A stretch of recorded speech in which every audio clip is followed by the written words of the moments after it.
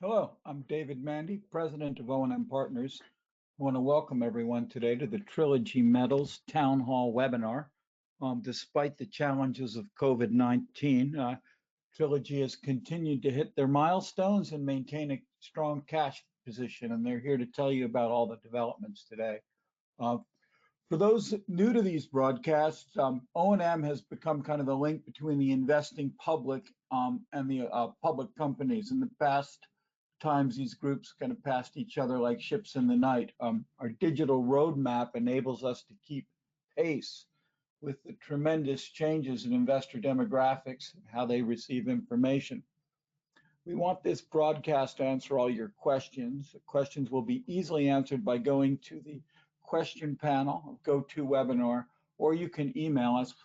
Be assured we'll get back to you if there are any questions that remain unanswered. For those who dialed in with your phone, the only way you can hear our pre-recorded introductory presentation is on your computer speakers. If that's not possible, you'll be able to hear the main presentation after about 10 minutes, so please stay tuned. Before we turn to our host, pleasure to introduce our speaker, introductory speaker, Doug Loud. Doug is a consultant for O&M Partners and has a long history in the financial business. The executive director currently of Greystone Asset Management, which is a firm specializing in exploration and production companies involved with gold, silver, copper, plus some medical technology companies. Doug has extensive experience with options trading and foreign securities. He's co-leader of training seminar for interns and other reviewing the application of rigor for current financial markets and looking at how to decide whether or not things are what they appear to be. So on that note, I'll turn it over to Doug.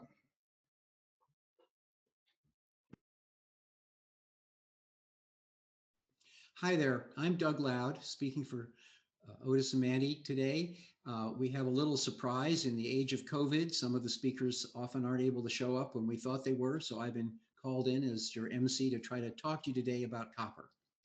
Now, a lot of you out in the audience know more about copper probably than I do. So this talk is really for the new people who are looking at metals for the first or second time and want to know more. And we're going to talk about copper. And the thing about copper is, of course, it's not romantic. It's not like gold and silver and exciting. It's just good old boring old copper. Except if you happen to do a little homework, you discover that since April, copper's gone from $2.11 to $3.50 this afternoon. So that's up a whole lot. That's 1.65 times versus gold, which certainly hasn't done that well, or silver.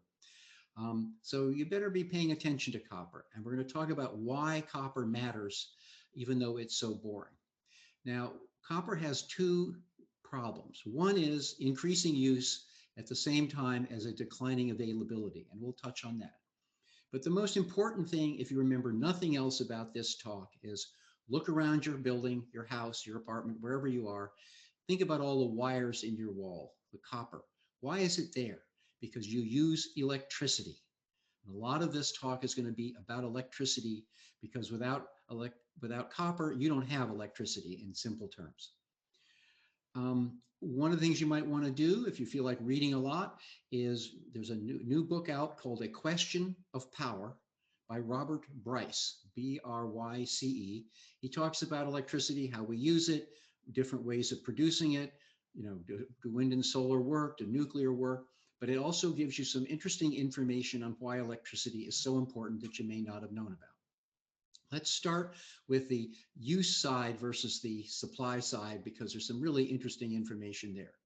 First of all, you might think copper's a little boring, but just in effect, standing still, copper's usage goes up by roughly 4% a year, which means basically that even if everything stayed relatively flat, we would need a new Escondida every year. I know, you want to know what an Escondida is. Escondida is a big, huge copper mine down in Chile that produces about 5% of the world's copper every year. So think about that. We need a new mine of that size every year. And as you're going to discover in a little while, we aren't getting those. But let's talk a little more about why we need all that copper. We have growing economies. We have our own economy. The United States, as you're aware, has something called the grid that moves electricity around as we need it to where and when we need it. But our grid's a little bit old. So I want you to think about that for a minute, because here are two little facts you might not have known about. Everyone's all excited about electric vehicles. And the idea is you're going to drive your electric vehicle home, your EV, and plug it in at night. Well, maybe not so fast. I know of two situations now where nice guys bought Teslas, drove them around, plugged them in, and they worked great. So they decided they would buy Teslas for their wives. And then they discovered they couldn't do that because there were already 4 or 5 other Teslas or other electric vehicles in their neighborhoods and in their area, and their local grid would not support updating the batteries of those cars every night. So it's not so easy that we're all going to be driving electric vehicles around and saving the environment, much as we might wish to. But let's get really serious. In the rest of the world, outside of, when you start talking about the third world, the developing world, whatever you'd like to call it, they aren't interested in intellectual things like cell phones and computers. They like them. What they need is stuff. They need cars. They need refrigerators. They need air conditioners. When you buy a refrigerator and an air conditioner, you just bought 60 pounds of copper.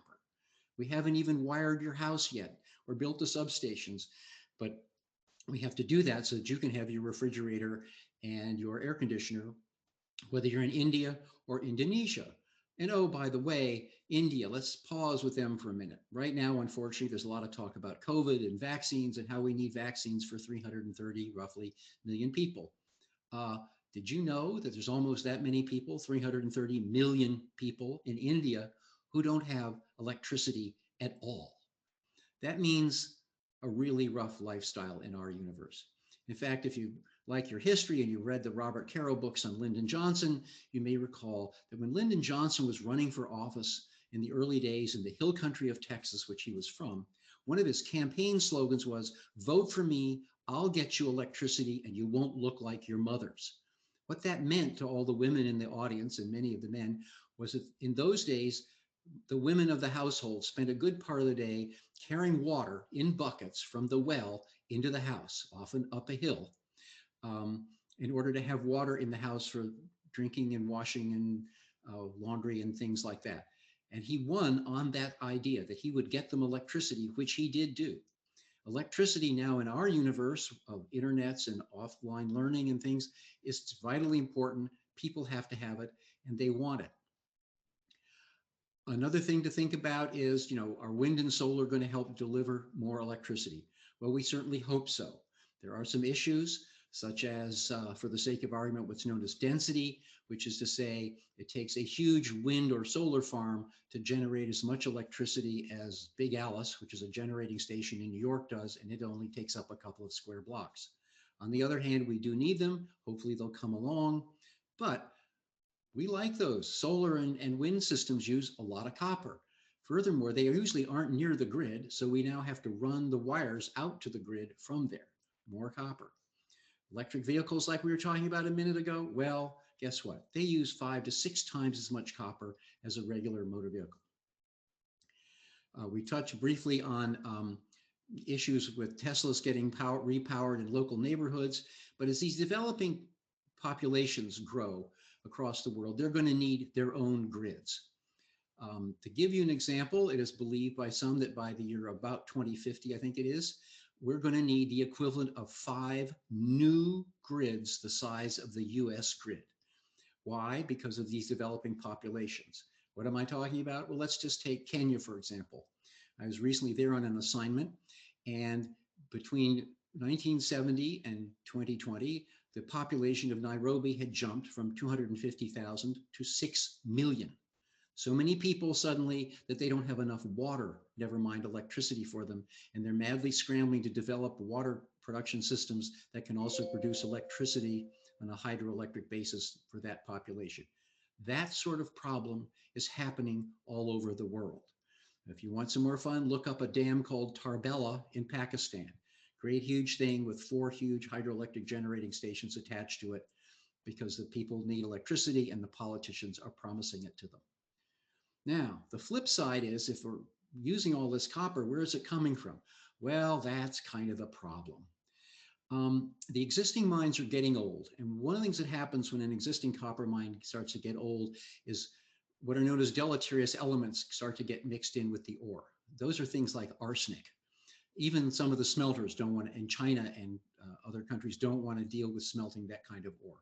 So they've got to find new copper mines. And some years back, out of nowhere, a big smelter came along and ate a major copper project so they would have a secure source of copper. There is a silver mining company in Mexico that happened to discover that it had a seam of copper available to it.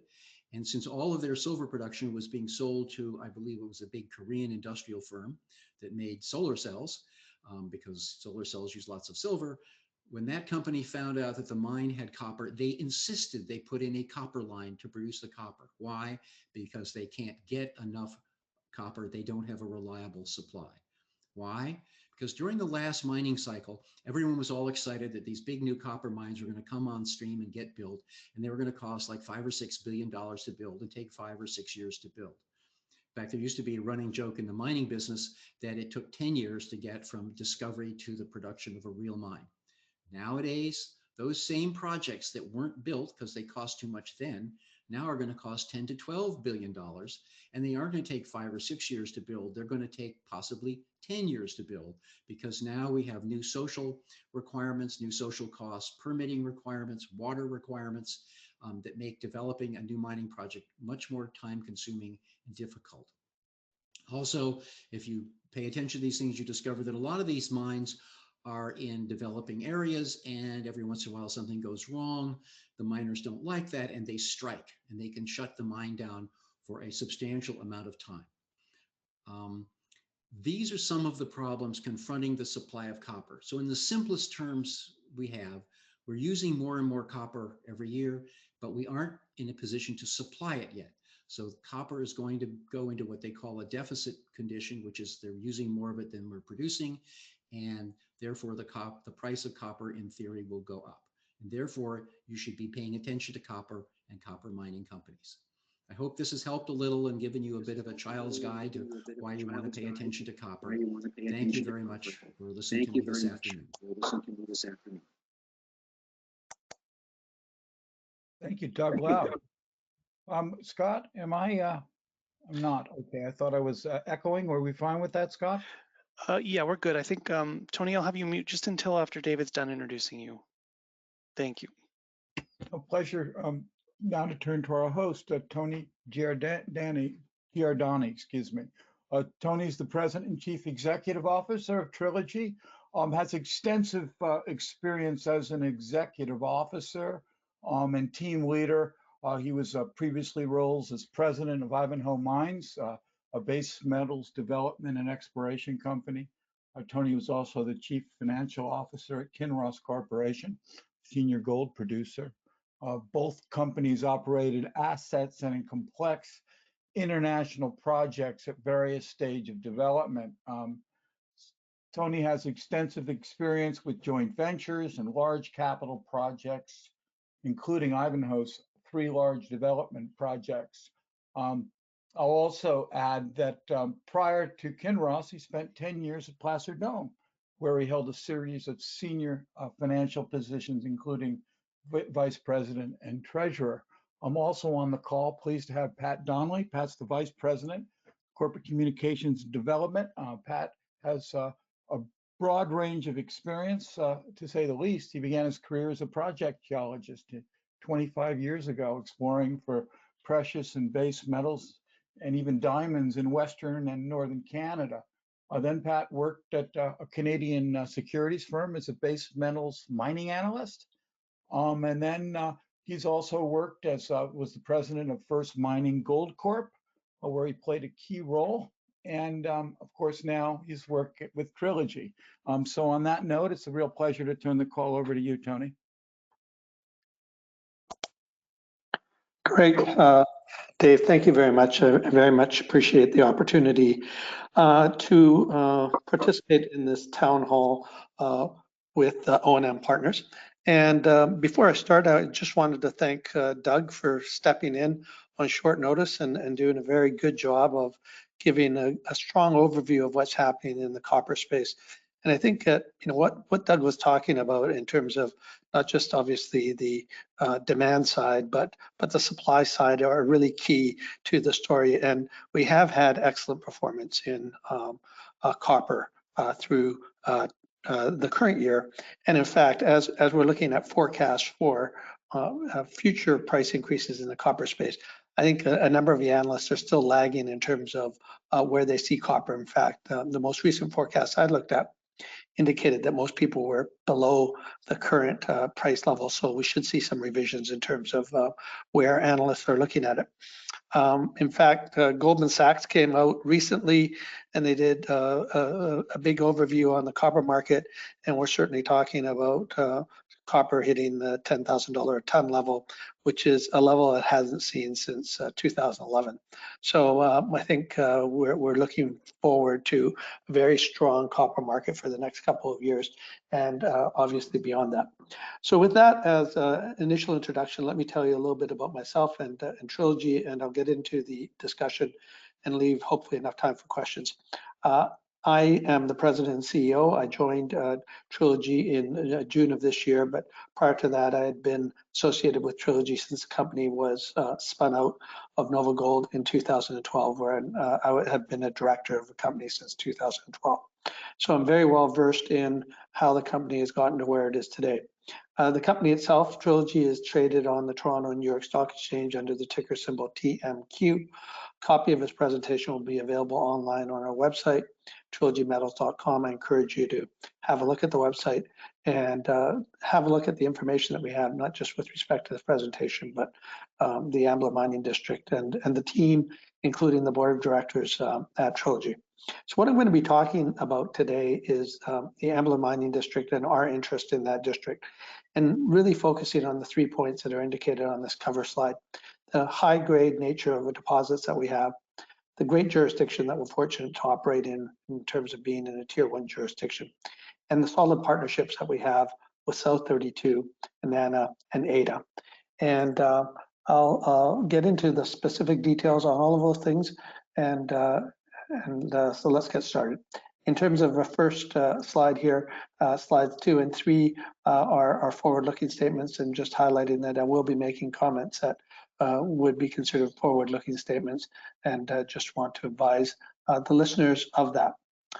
In terms of our first overview slide, Trilogy has a 50% interest in the Ambler Mining District.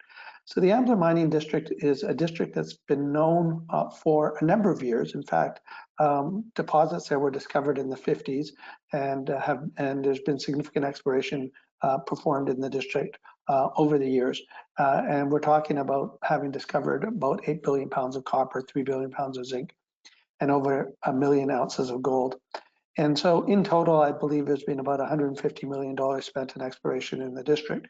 But it hasn't been until the last several years that we put ourselves in a position to really advance the development of this exciting district located in the great state of Alaska. So what we're talking about here is high-grade copper. We're talking about the state of Alaska and a strong rule of law, but also very good skills in the state of Alaska, a rich mining history, and an understanding of what it takes to allow projects to move forward. We're going to discuss our 50-50 JV with South 32. They're one of our partners. And I want to talk about the significant exploration upside in the district. We have 2 advanced projects. One is a development project, the Arctic project, which contains 43.4 million tons, grading approximately 4.2% copper equivalent. And then we have a bornite deposit, which is an advanced exploration project, 6 billion pounds of copper and 77 million pounds of cobalt, with roughly 180 million tons, grading about 1.6% copper. In terms of how the company's capitalized, we're in a very good position. We've got at the corporate level about $12.8 million in cash. We don't have any debt. I'll be talking about the JV, and the JV was formed this year. It holds about $145 million of cash. So when we look at it, on a 50% basis, our share of that cash would effectively be $72.5 million. So when you take the cash position that we have at the corporate level and our share of the joint venture cash, it totals approximately $85 million. So against our market cap of 283 when this presentation was put together, it would imply an enterprise value of about $200 million. We've got significant major shareholders. Electrum, Baupost, and Polson have been shareholders since the company was spun out of Nova Gold in 2012. South 32 has an 11.5% interest as well. And Neuberger Bergman also acquired a significant stake in the company over the last several years.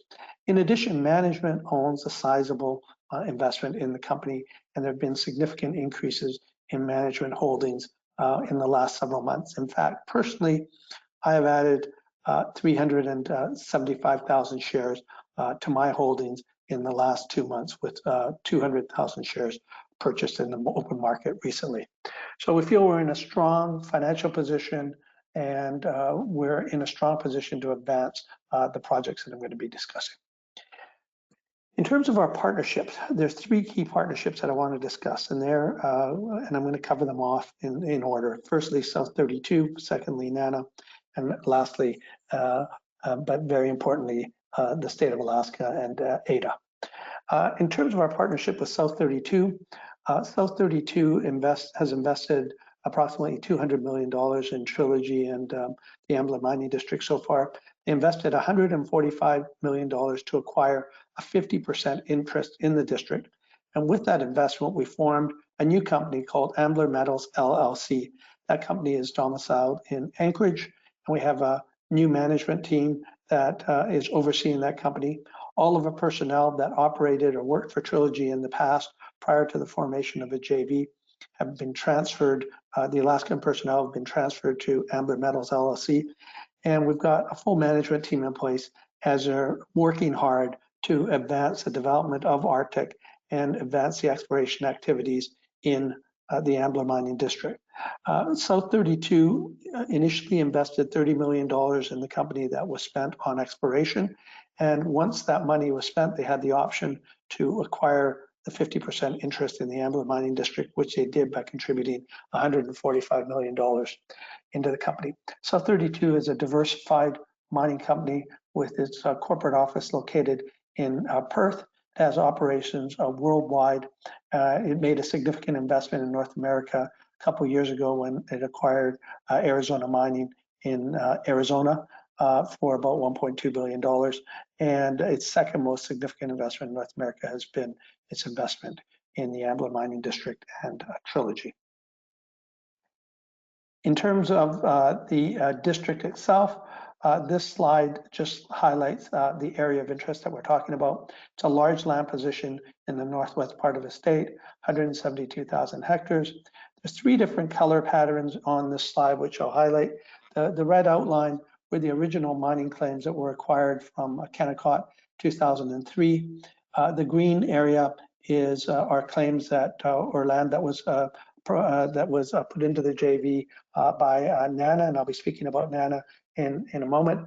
And the blue outline is the area of interest. So anything that falls within the blue outline constitutes part of the Ambler mining district and is part of, and resides in Ambler Metals LLC. So we've got a large land position, a lot of exploration is being conducted in the area. There's a lot of prospectivity in the district. One of the challenges that Trilogy has had in the past, prior to doing this deal with South 32, is we didn't have a financial ability to be able to conduct exploration in the district. And now that we have the JV formed, we have $145 million, we're in a strong position to fund the next phase of development, probably out to 2024, possibly early 2025, depending on the level of spending that we have over the next several years. But as I said, we're in a very good position to advance exploration and development of Arctic and hopefully move Bornite further in terms of additional exploration upside. Our second partnership is with NANA. NANA is a native corporation that is based in the state of Alaska in the northwest part of the state. This is the area where NANA operates, and this is where the Ambler mining district is. As you can see on this slide, there's a mine called Red Dog. Red Dog is the largest zinc mine in the world. It actually is has been developed by Teck in partnership with NANA. And in many ways, we're looking at Red Dog as a model as to how we want to advance the Ambler mining district. In order for Red Dog to get into operation and production, a road was built from Red Dog mine to the sea and a port was built. And that was done through a tolling agreement with Ada. And we're looking at a similar type of arrangement in terms of building a road from the Ambler mining district to existing infrastructure, the Dalton Highway, which would allow us ultimately to transport concentrate from the district all the way down to Anchorage, where there's an existing port. NANA has 14,000 shareholders / residents. The benefits for NANA going forward is that they will either be able to take a direct interest in mines that are developed in the Ambler mining district, or take a net profit interest of 15% in any mines that are developed after we recoup our capital and a 9% rate of return, with the net profit interest being tax deductible. They don't have to make a decision on what their choice is until we make an investment decision to move forward with the project. As I said earlier, Red Dog is the largest zinc mine in the world, so NANA has a lot of experience in terms of the operation of mines, and we have a very strong agreement and relationship with NANA, and work closely not just with NANA but with the community as a whole. And we're obviously looking at opportunities of creating employment in the Northwest Arctic Borough, as well as generating procurement opportunities and taxes for the local community. So we're looking forward on expanding our relationship with Red Dog as the projects in the Ambler mining district advance forward. Our third partnership is with the state of Alaska, and specifically Ada. Ada is responsible for assisting companies in terms of providing opportunities for developing infrastructure in the state of Alaska. As I mentioned earlier, Ada was instrumental in the development of a Red Dog mine by effectively building or financing the road from Red Dog to the sea and financing the port. We're looking at a similar arrangement in terms of advancing the development of the Ambler mining district, and we're looking at the development of a 211-mile road that will connect the district to existing infrastructure. And the idea would be, once that road is in place, you'll be able to transport concentrate from the Ambler mining district to the Dalton Highway, and then connect up to rail facilities in Fairbanks and a deep sea port that exists in Anchorage. So this road has been talked about in the state of Alaska for a long time, but through the hard work of Ada, there was a record of decision that was received earlier this year in July. The record of decision was a final permit that was required for moving the road forward. So what we're doing now is we have a memorandum of understanding with Ada to fund approximately $1 million of the detailed engineering. And we're working on an expanded MOU that would fund on a joint basis the entire detailed engineering component of the development of the mine. And from there, we would look to move into a financing construction phase once those agreements have been put in place. The second agreement that we're working on is a tolling agreement. So Ada is a very important partner in terms of advancing the project. And our relationship with Ada is managed specifically through Ambler Metals, and Ambler Metals is working very closely with Ada in terms of advancing the development of a road and getting to an agreement that works for all parties. And this is an indication of where the road, the proposed road would go. Those dots and stars and squares that are in red are all potential targets that, and some of those I'll be talking about as we discuss this project. When the road was envisioned, it was envisioned as a private industrial use road only that would be used solely for mining development. And it was envisioned that the road was there to support the development of the advanced targets in the district. Those include Arctic and bornite that are owned by Ambler Metals LLC, and the Sun Project, which is privately owned, and Smucker, which is owned by Teck. So the key, of course, is advancing these projects and putting ourselves in a position to develop the district over a reasonable time period. This is what the reserves look like at the Arctic project. The footprint of Arctic is actually quite small. It's 147 acres. As I mentioned earlier at the outset, we're talking about 43.4 million tons, grading 4.2% copper equivalent. So this is a high grade mine. And we think there's lots of opportunities to expand the resources, approximately 3.5 million tons of inferred material that haven't been included in the resource. As you can see from the grades, this is a polymetallic deposit. It's a copper, zinc, lead, gold, silver deposit. Trilogy prepared a feasibility study and released that feasibility study earlier this year. The feasibility study came after a pre-feas had been prepared in 2018, and it was a follow-up to that study.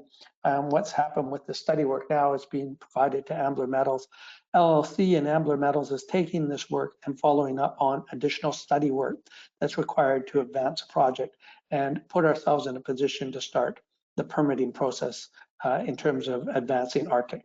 As you can see from this slide, which highlights all of the economics, the base case metal prices were run at the same levels as we used in the pre-feasibility study in 2018.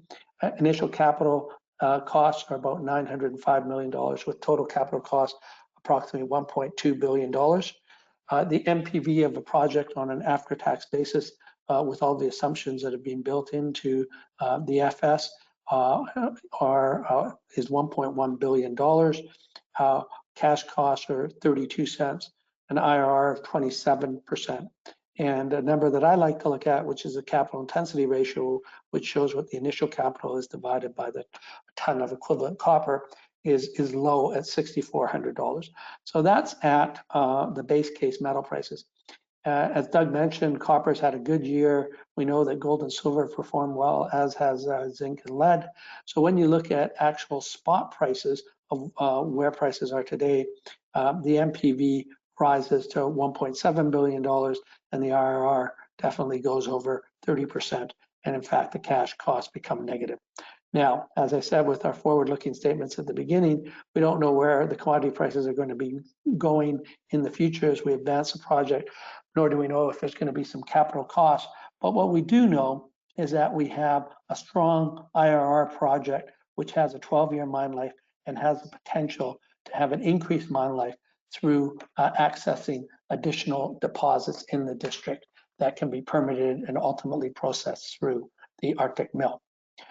There's 3 concentrates that will be produced at Arctic.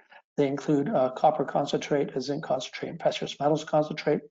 Precious metals on a base case basis accounts for about 13% of revenue. If you just looked at it based on spot prices without adjusting copper and zinc, it rises to about 20%.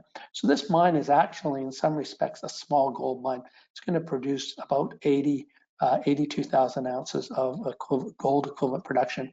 If you converted all of the metals into gold at spot prices, it's about 450,000 ounces of gold production if you want to look at it as a gold mine. But it is very much a copper mine, and there's lots of opportunities to increase the life of this mine through exploration opportunities in the district, which I'll talk about in a minute. This is what the proposed mine looks like. The open pit to the right, tailings facility at the top left, and the production infrastructure facilities in the valley.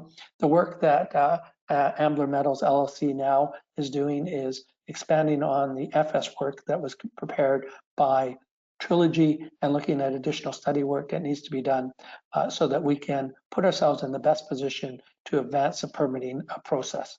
And where we're at is this is the expected timeline to look at permitting and construction and operation of a mine. We're expecting to start the permitting process in the middle of 2021 after the additional study work has been done. And once we've completed that permitting process, that will put us in a position to make an investment decision on the mine, assuming that all goes well with the permitting process. So feel very comfortable in terms of the permitting team. Trilogy had personnel in place that were focused on permitting. Those individuals have now moved over into Ambler Metals LLC, and that team will be built up further as necessary to advance the permitting process to put ourselves in the best position to get this project permitted and then ultimately built.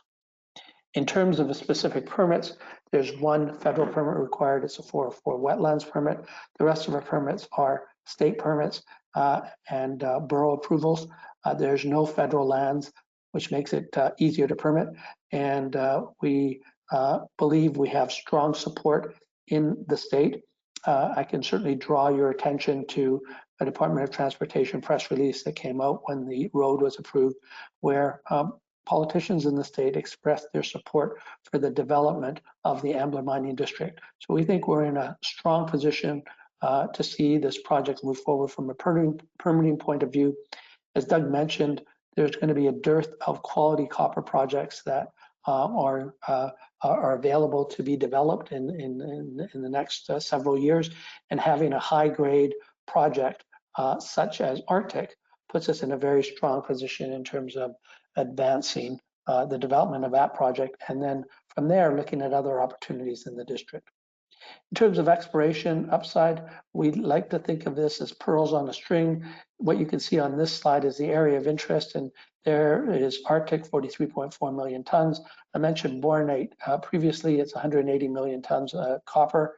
And then the shaded 3 boxes are historical resources, 4 boxes are historical resources at Horse Creek, Sunshine, Shunak, and BT, that in total are about 34.5 million tons. Now, they're not at the same high grade as Arctic, and we still have a lot of work to do to see whether they can ultimately be processed through the Arctic processing facilities once they're built. But they do give us comfort that there's a lot of exploration upside in the district. In 2019, we did a VTEM survey, which was done to highlight possible targets and prospects in the district. The red circles, dots, are selected targets, and we have first priorities and second priorities, with those being the yellow dots. This is what Arctic looks like when we did this survey, so you can see it actually pops up quite nicely. This is an area called Sunshine. We did some drilling in Sunshine in 2019. We plan to return to do some additional drilling at Sunshine in 2021. You can see we've done some drilling in the outlined area, but in the area to the left, there's been no drill holes. This is what the drilling was like from 2019. Some selective drill holes, 6.54% copper, 5.77% copper, 6.1% copper. So we think we've got lots of similarities to what Arctic is like, and we're going to be very focused on getting back into this district in 2021. And in terms of the district potential, this is what's called a volcanic massive sulfide district. It's very similar to 2 well-known districts in Canada, Flin Flon and Noranda, that have had exceptionally long lives, as you can see from this slide. And we hope that we're going to have the same success in the Ambler mining district with both Arctic and bornite.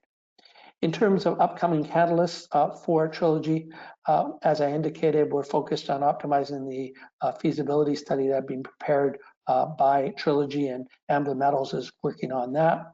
We're working on an expanded MOU with ADA in terms of advancing the development of the Ambler Road. We're going to have an enhanced summer drilling campaign in 2021 of 14,600 meters, 7,000 meters at Arctic, and 7,600 meters at other targets. And we hope to commence the permitting of the Arctic project once the optimization of a feasibility study work has done. Before I conclude my comments, I just want to highlight bornite. We don't talk a lot about bornite, not because this is what the core looks like at bornite, but the key to bornite is really the potential that exists in the district. And as I indicated, there's a total of about 180 million tons at an average grade between the indicated and inferred of 1.6%.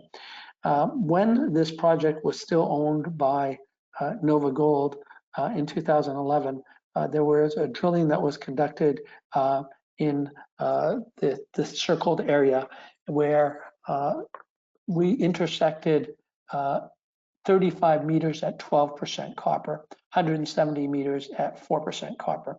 So we know there's significant high grade in the bornite area. And the focus for us will really be to look at bornite and how we can expand the resource and better understand the deposit going forward.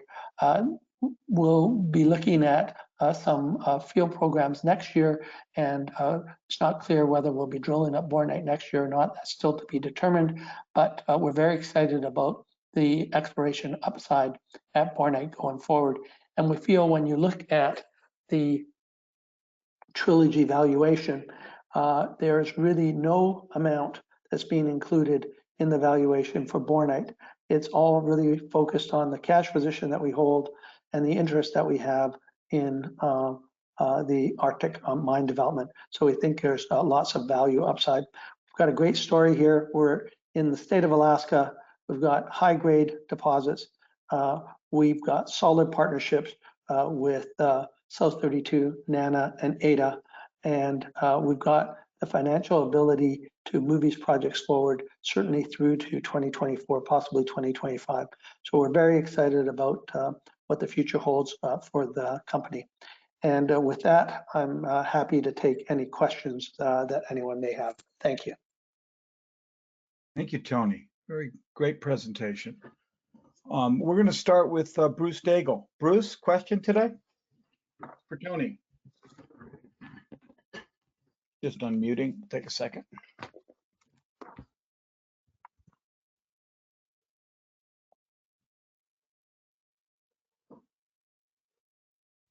Scott, Bruce, can you unmute yourself by pressing the microphone icon? We'll come back maybe. Oh, there you go. Hi, Bruce. Hello, gentlemen. Tony, that was great. I actually didn't put in a question. I had a hard time getting on here with a different iPad, but this is very impressive, and I thank you so much. We'll be talking more, I'm sure. Thank you. Thank you, Bruce. We're going to move to Chesley Morton. Chesley. Yes. First of all, great presentation. I understand you've got an upcoming memorandum of understanding with regard to the road, but what other road milestones can we expect in the near future? Right, so the road development really falls under ADA, and as I said before, ADA is really charged with the infrastructure, the process of providing infrastructure to allow for the development of a district. So we're looking at two agreements. We're looking at expanding the memorandum of understanding, and this is Ambler Metals that's negotiating with ADA to expand that so that we can cover and hopefully commit from both ADA and Ambler Metals LLC to fund the detailed engineering component. That would be the expansion of the memorandum of understanding. And then we would look at a tolling arrangement. And so those are the main agreements that we're focused on. So the next step would really be to get working on the detailed engineering and put ourselves in a position so that once the permitting work has been carried out and we're in a position to make a decision on the development of a district and advancing the project, we can also make a decision in terms of advancing the construction of the road. And clearly that's where Ambler Metals LLC would like to be, and we're working very closely with ADA to get to that position. Okay, and there are third parties who have claims to some significant resources on the contiguous to your property, and they're interested as well, I'm sure, in the development of the road and otherwise. Are they taking part in these discussions, or are they leaving it completely to you? I think what the focus has been dealing with Ambler Metals LLC, primarily because the Arctic deposit is the most advanced deposit in the district in terms of being able to get it to a permitted stage and bring it into production. So the focus is very much being on Ambler Metals LLC and Arctic, but certainly, our expectation is that others that have deposits in the district or others that may stake land in the district or adjacent to the district would ultimately want to form their own relationships in terms of how they would look at the use of the road. And I want to stress that the road is a private industrial use road only, and it's meant to be used by the companies that are going to be focused on developing the mining district. It's not going to be used, it's not going to be a public road. And this is a very important point for the community that's very focused on its subsistent hunting and fishing. And so I just want to make sure that people appreciate that is the thought process behind the road. And finally, my last question has to do with Bornite again. And South 32, your agreement with them, that does not cover Bornite, does it? No, it does. Bornite is in the area of interest. In fact, when I pulled up that Bornite slide, and I encourage people to have a look at it, they'll see that the drilling that was done in 2017, 18, and 19, and this was funding that South 32 had provided, was very much focused on the Bornite deposit. And although I don't want to speak for South 32, I think it's fair to say that when South 32 made its initial investment by virtue of directing the funding for exploration at Bornite, it was very much focused at the Bornite deposit in terms of the size and scale and the opportunity to expand that deposit. So Bornite is in the area of interest, and we really, in many respects, haven't turned our attention to how we see Bornite fitting into the future, but it's a significant resource and it's got grade. And I think, one of the points that Doug made when he was talking about copper is that there's a scarcity factor. And one of the things that we're seeing in the mining industry, particularly as it relates to copper, is grades have come down dramatically. So the material that Escondida, which is the largest copper mine in the world, is mining now, is significantly lower grade than when it first started. And even when you look at some projects that are called high grade in quotation marks, they represent as 0.7% copper being high grade. So when we have a deposit that's 4.42% or 4.2% copper equivalent as Arctic is, or when we look at Bornite, which the cumulative inferred and a resource that we have there is about 1.6%.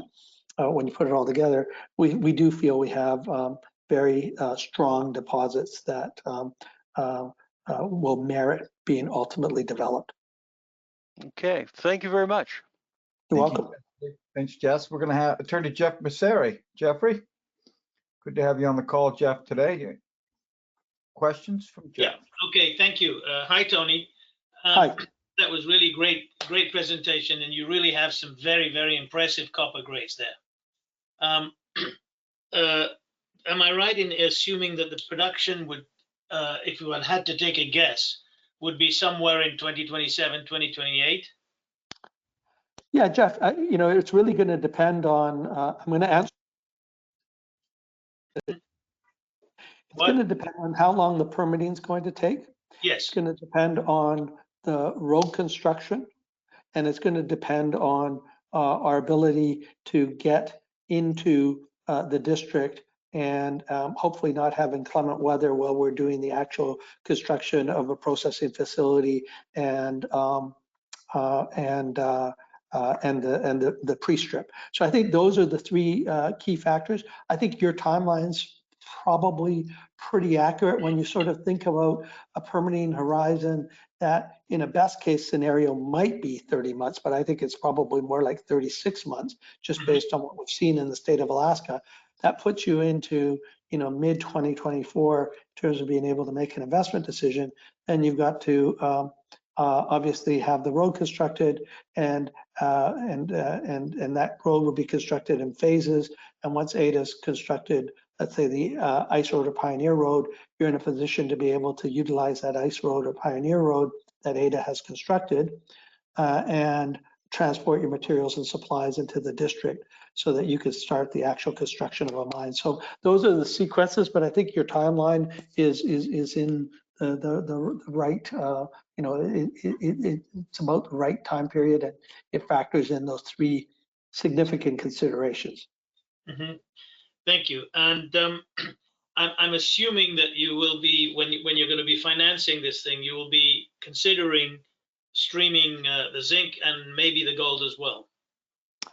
I think there's lots of options in terms of financing. The way the financing agreement works between South 32 and Trilogy is that each partner will finance their share of the capital associated with the project. So South 32 may have its own avenues in terms of how it wants to look at financing. I think we're open to considering a number of different options, and we haven't ruled anything out.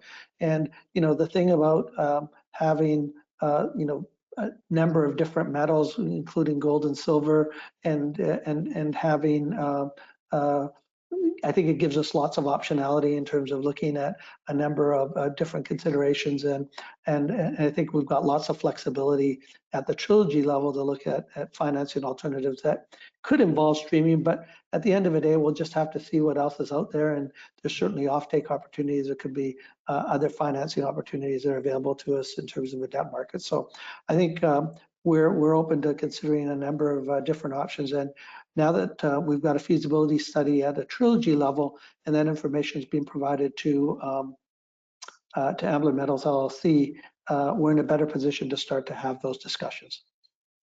Okay, well, thank you very much indeed. Yeah, I appreciate the question. Thank you and the interest. Thank you. We'll turn to Murray. Murray Vandervelt's on the line with us. Hi, Tony. Could you just walk us through again the timeline and the decision options to South 32 at this point? Well, it's not so much the timeline decision options to South 32, it's a timeline decision options to both South 32 and Trilogy. So the way the JV works is the JV is a 50-50 JV. It's owned equally by ourselves and South 32. We each have two representatives on the board of the JV, and the JV management reports to the representatives that are there from Trilogy and South 32. So we approve the budgets. We effectively direct the management team in terms of the directions that we're moving forward on. So the management team is working right now on, as I said, taking the study work that was completed by Trilogy and incorporating that in terms of additional study work that's been done to start to advance the project to the next phase with a view of hopefully putting ourselves in a position to start permitting. So we expect the permitting timeline to be ballpark, as I said, 30 to 36 months. 30 might be optimistic, but 36 months based on what we've seen in the state of Alaska is definitely doable. And then from there, presuming that the permitting goes well, presuming that the study work reinforces the strong economics that we have right now. And by the way, this project continues to be robust even at lower copper and metal prices. So I think we've got lots of ability to for it to weather the storm of commodity prices decrease. So I think that will put us in a position where roughly 2024 we would be in a position to make an investment decision. That's how we're looking at the timelines at this point. And from there, it's those key points that I made before. We need to have the road to allow us to be able to have the road in. Not the complete, when I say have the road, have a road, whether it's a Pioneer Road or an ice road that allows us to be able to access the district. And that's where ADA, obviously, we will be working with ADA to arrive at an agreement that would provide for the development of that road. And then we would move into the construction phase. So that's how we're looking at it. Okay, well, here are the questions. As I recall, ADA pays for the road and then you pay a tolling fee to reimburse them for the construction of the road. Wasn't that the original plan? That's the plan, and that's the model that existed for Red Dog, and that's what we're looking at. So, the devil's in the details, and there's a negotiation that will happen, obviously, to put us in a position as to what the appropriate toll is for the road.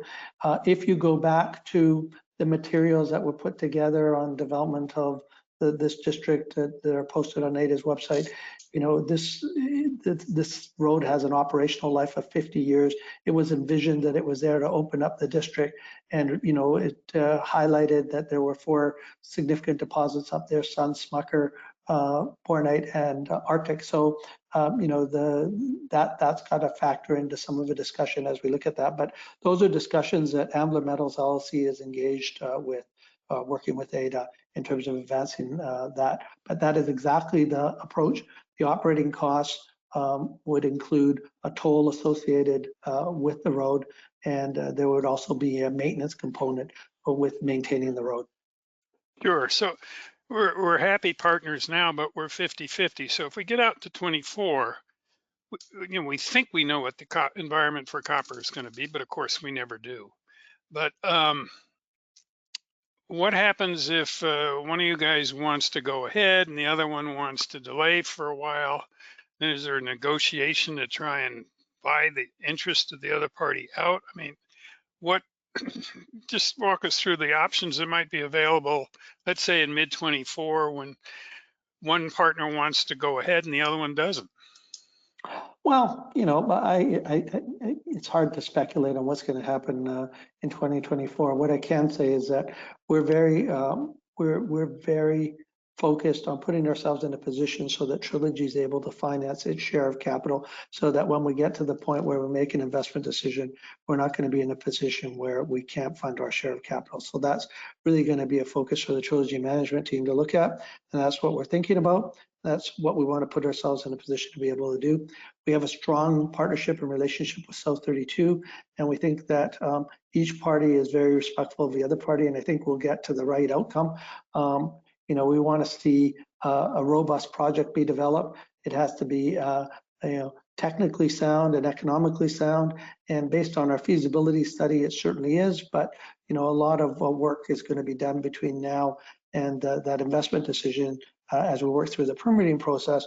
And I think Murray, the real key for adding value in the district, it sure is developing Arctic, but it's demonstrating that Arctic has a potential to be have a substantially longer mine life through the incorporation of other deposits in the district that could be permitted in time to be processed through the Arctic mill. So we think there's lots of upside, as I indicated in the presentation. There's lots of exploration that we want to do in the district, and that's what we're going to be focused on. And I think if we're able to demonstrate the upside, I think it puts us in a position where copper is a very cyclical metal, and you want to be there when the prices are moving higher. But this is a robust project, even in a lower price environment. And I would encourage listeners to go to our website and look at the presentation that we put together as part of a feasibility study, which shows the sensitivity of lower copper prices, higher capital, all of those things. This continues to be a robust project. So we'll see what happens when we get there, but I'm confident that we'll be in a good position to advance this project. All right, last question, and this is a touchier one. It would seem to me that South 32 probably is big enough and happy enough that they would be willing to go ahead with just Arctic. For Trilogy, seems to me there's a keen interest in proving up the value of Bornite to help run your stock up. In other words, get a big bump in resource reserves, because that will help you finance it. So are you guys on the same page as to how much money should be spent on Bornite in 2021? I see you wanting to show additional resources, or whether it's sunshine, Bornite, helps you more incrementally than it helps South 32. So they may want to conserve capital and just Push ahead with Arctic. Yeah, Murray, I think we're very aligned in terms of what we want, and I think both Sorry, parties can't are hear very you. focused. Oh, I'm sorry. I said, I think we're very aligned. Sorry, in, hello? Hello? I can hear you, I can hear you, Tony. Tony, just fine. Okay, I'm going to try again. Sorry, Murray, that you can't hear me, but I will answer the question because you asked it. We're very aligned with South 32 in terms of the exploration programs in the district. And we don't anticipate that we have different agendas in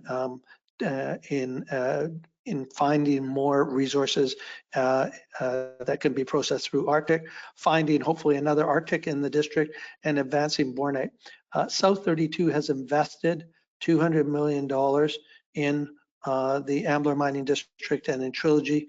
We believe that that should be evidence to everyone of their significant commitment to developing these assets in the district. So we're confident that our interests and South 32's interests are aligned, and that we're going to be working collaboratively on exploration as well as the development of Arctic and bornite.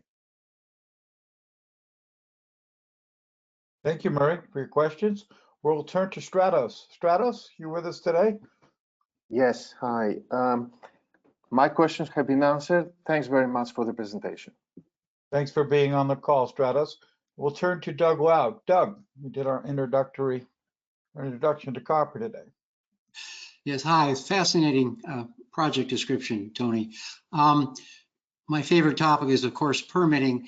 And recently, your neighbor to the south at Northern Dynasty ran afoul of the Army Corps of Engineers and the feds. And yours is quite a different situation. So could you sort of delineate the difference between the two of you so that hopefully you won't run into any of the problems that they did with the Army Corps of Engineers and what you described as having one big permit you had to get, but some little ones that didn't matter. But I've never seen a little permit that didn't matter. Sure, and I really don't. It's not my place to talk about someone else's project, so I'm really going to not talk about someone else's project, but I'm going to talk about what we're doing. And I think what puts us in a very strong position is there's limited wetlands that we have to deal with. Certainly not similar to what others have had to deal with in the state of Alaska. We don't have we have a strong relationship with NANA, and they're going to be an important player in terms of advancing the development of the district. They have a rich mining history in terms of being associated with Red Dog, and we see and we've been working with NANA for a long time, and we see that relationship as being key to allow for the development. So we think those are the two things that really differentiate us. And then the last thing that I would say is, if I look at the size and scale, as I mentioned earlier, it's 147 acres. That is the size of the Arctic deposit, and that's a very small footprint. Now, that doesn't mean that we're not going to attract individuals that might oppose a project. And if that happens, and it normally does in North America as you go through permitting processes, we'll deal with that, and we're confident that we'll be able to deal with those issues. And that's why we're going to take the necessary time to do the work that needs to be done before we start the permitting process. So we put ourselves in the best position of avoiding any issues associated with that. So I think that's how we're sort of, considering the permitting process.